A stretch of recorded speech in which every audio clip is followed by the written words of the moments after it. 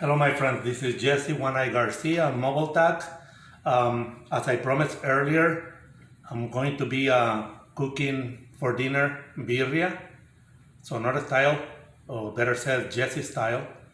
Um, and I wanted first to say that the origin of birria comes from Mexico, specifically from Cocula, Jalisco, and also from Michoacan. It's a debate whether it started in Michoacan or Jalisco. However, this comes from, I don't know if you remember, if you know about the Old West, back they had beef stew.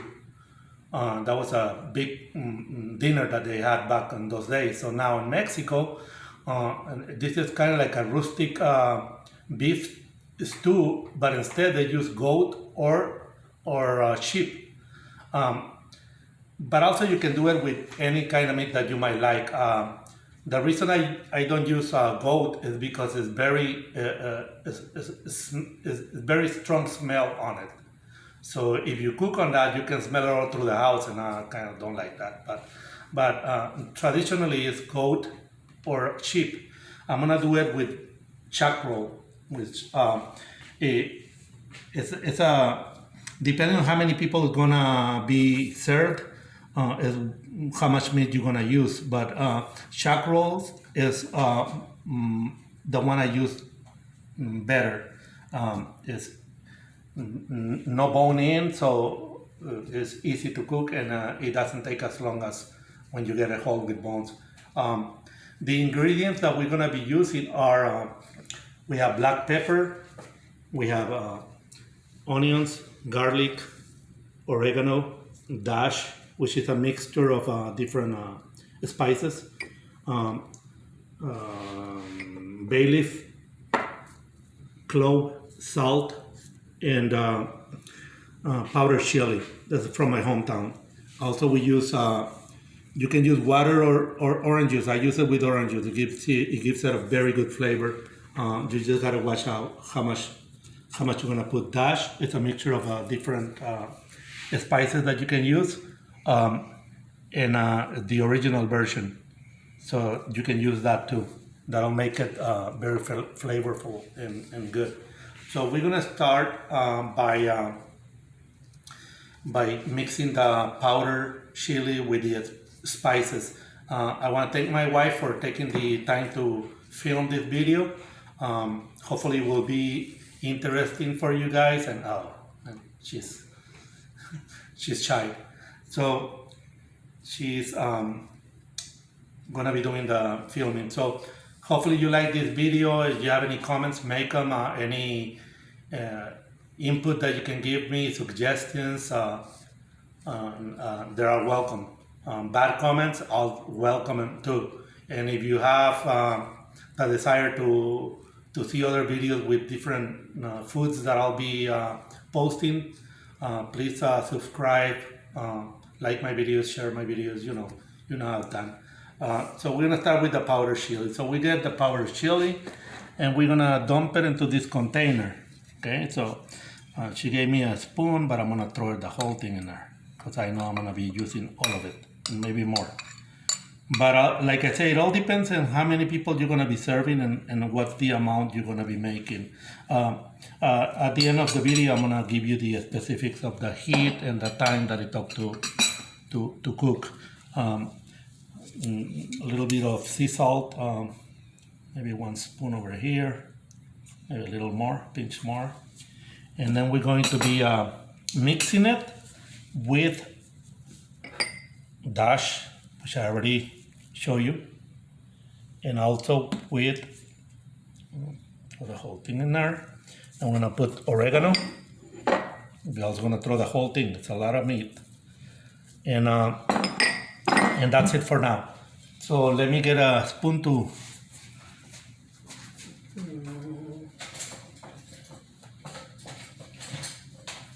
get it all mixed up. I got the ugly one. Okay. Here, this one. Yeah, I'll do this one. Good thing I have someone that is coaching me. So you mix it all up really good.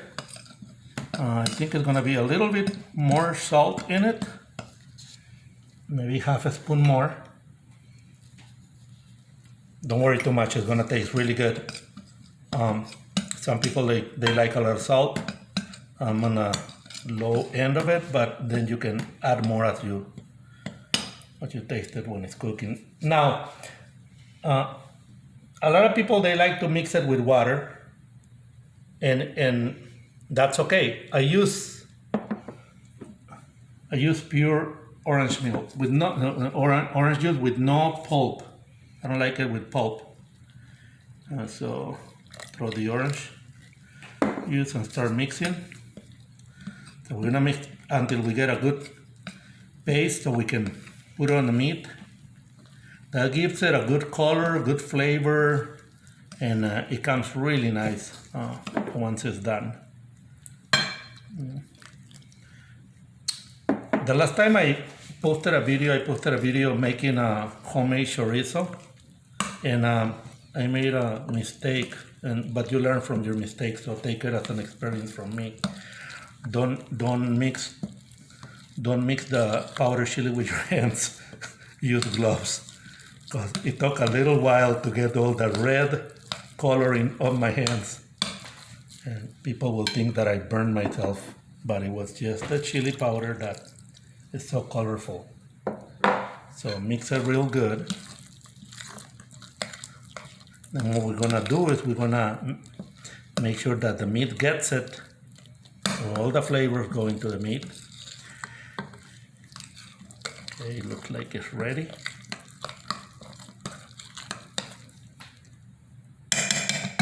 So now what we do is we get, I'm gonna throw this over here.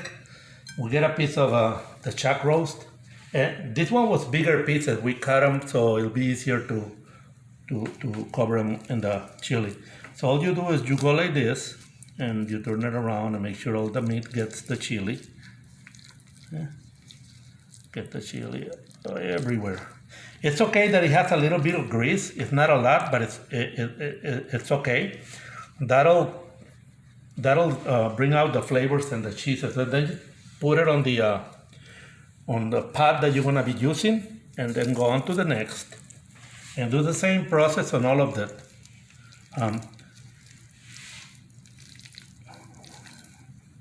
Put all the pieces. Like I say, all that grease is no big deal. It's going to, once you get the food ready, it's gonna just come out of the meat automatically. You know, it's gonna cook so good. It's gonna be so juicy also. Also, once it's done, even the juices of the meat on the pot, you can really just drink it on a glass, on a cup. It's really good. It's got all the flavors. And if you go to a Mexican restaurant around here, where they specialize on birria, you can experience all the flavors. I don't know if it all depends on also what kind of meat they're using, but it's a goat, I suggest that you try goat, because that's the traditional, original birria, and that will give you a sense of what the flavors are on the meat, and that's the reason I use the orange juice, because it kind of gives it that flavor. But it's not as strong as it is when you do goat or sheep. So if you want to use beef, I recommend the chuck roast, or in Spanish it's called diezmillo. If you go to the store and you see diezmillo, well, that's chuck roast. So you can use those. Those are nice pieces that the meat is tender, and it will absorb all the juices, and it will cook really good. And so we get all of this in there. On the rest of the spices, we use a little bit of onion, and we use garlic, and we use black pepper. Now, the garlic, I use a whole head of garlic, but I don't break it apart. I put it whole, and the reason why I do that is because when you break them in little pieces and you throw in, you can, when you're eating, you can chew on the garlic, and for some people might like it. I just don't like the texture of it, the taste. So what I do is once the food is ready, you can scoop it out. Just take it out of the pot. All the flavors from the garlic are already in the meat and in the juices, so you don't really need to bite into that. And that's my recommendation, but I mean, to each its own. If you like it, you do it however you want. It's not science to it, you can use it however you want. I think I had enough powdered chili for the whole thing anyways. So, see, it's very simple. Just make sure all the meat has the powdered chili mixed with the orange juice and all the spices and throw in there. Don't fill the pot with water. Yes, I usually go half the height of the meat. I'm using a small pot. I think I should have used a bigger pot because it's more meat than I thought it would be. But if you go like maybe before you cover the meat, that'll be fine. Maybe a little bit less than covering the meat, because the meat has a lot of juices and they're all gonna come out, and so you don't want to have a full pot of juice. You want to also enjoy the meat. So the meat is done. All I gotta do now is take my gloves off, put them on the side, throw them away in a minute, and we go to the black pepper. A lot of black pepper, lots of it. Okay, that will be enough. But you can put as much as you can. A lot of people they like the pepper whole. I like it grinded. Then we're gonna throw 2 cloves. You don't put no more than 2 because they're very strong flavor, and that'll give it a kind of like a sweet flavor. So you can find this at the spice section at the stores. It's called cloves. You put 2 of them. And bay leaf, you only use 2 or 3. Like I said, those once it's cooked, if you want to take them out, you can take them out. It just gives a flavor to the meat. Same thing with garlic. You can cook it and then take it out, and the meat and the onions too. So it's all ready. All I gotta do now is put water in it. And like I said, don't cover all the meat with water. Just go a little below and throw it on the side. So right before it covers the meat, it's gonna settle down. So that'll be enough. That's gonna settle the meat down, and the garlic and the onions and all the spices are gonna go in. And now we can go and throw a little bit more of orange juice. And remember, the orange juice, you gotta be careful. You don't wanna put too much because you don't want the meat to be too sweet. It's only to give it the flavor of birria. So maybe about this much, a cup, glass. A little bit less. Or maybe a little bit less. It's a lot of meat, so I think it's gonna be okay. Also, when it's almost ready, you can taste it when it's ready, and if you think it needs more, then you can put more. You just cook it for another 5 minutes, and it'll be okay. But that's it. I'm gonna go ahead and cook this, and we'll come back when it's all done. Then I'll tell you how much time it was on cooking, and we'll put the dish on the table and Foil paper? settle down. Cover it with foil paper so you can get all the flavors in, and it's kind of like a steam cooking, you know.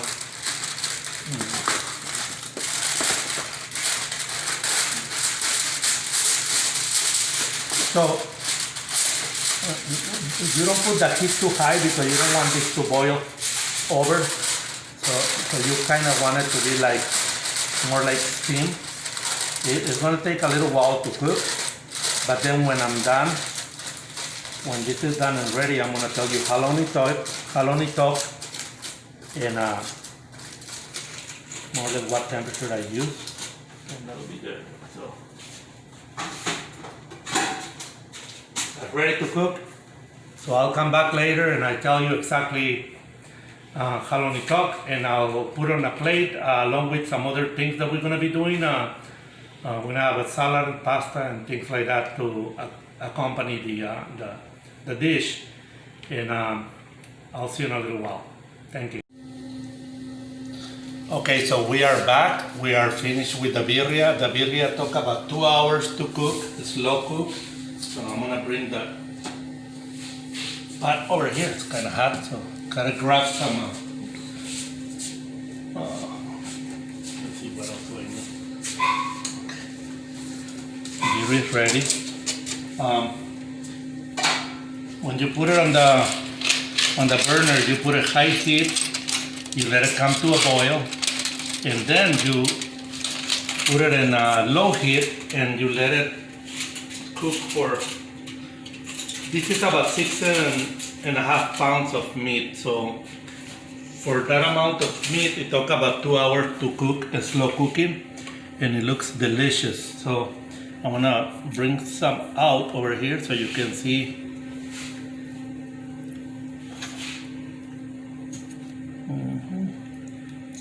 Oh, you gotta bear with me because okay, so it looks good.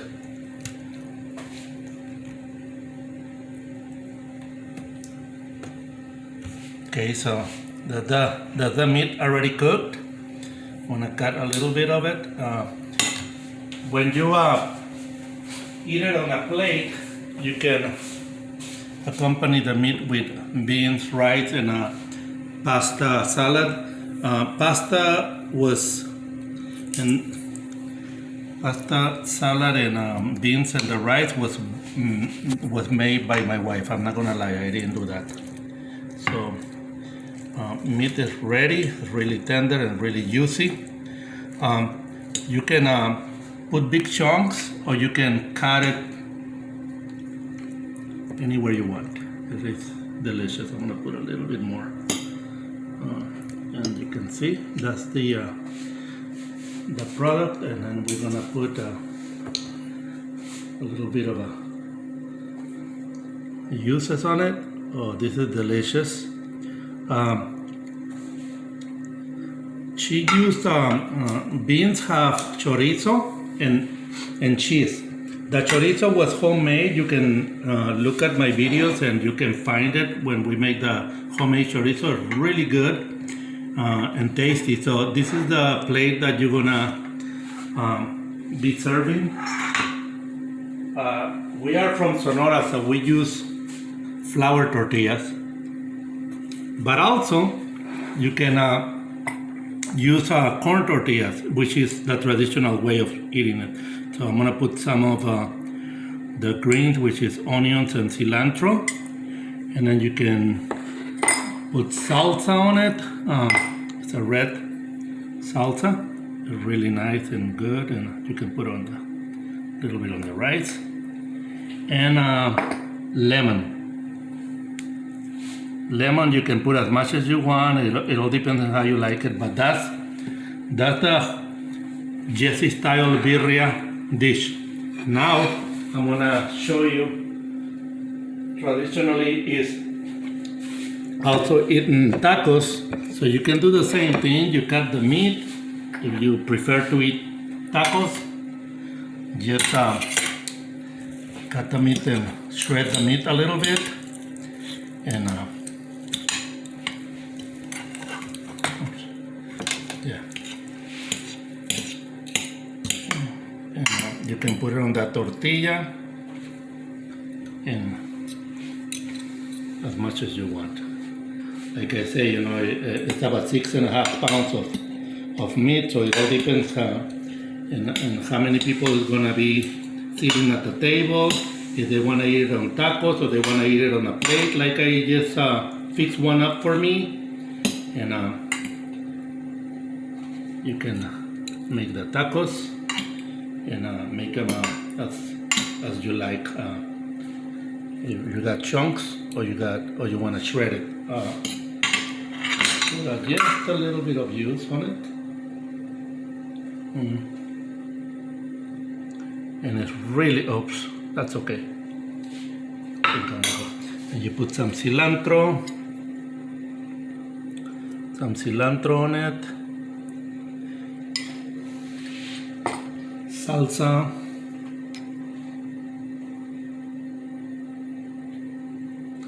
If it's hot, okay, you can put less. If it's not hot, you can put more. Throw some lemon on it. And tacos are ready. Now, the juice, you can drink it. This is kind of heavy. I didn't put a lot of water on it, but that's the way I like it. So you can get a cup like this, and the same thing, you can do the same thing. You go ahead and put some cilantro in it. You put some lemon, salsa, and let me get a spoon real quick.